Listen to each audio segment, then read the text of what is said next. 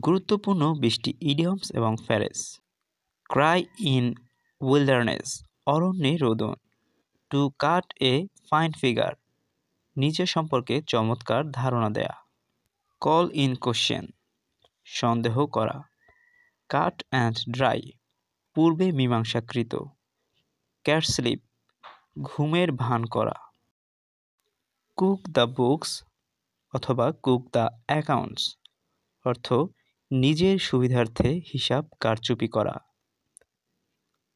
কালপাবেল homicide, আইনত দণ্ডনীয় কিন্তু ইচ্ছাকৃত নয় এমন নরহত্যা।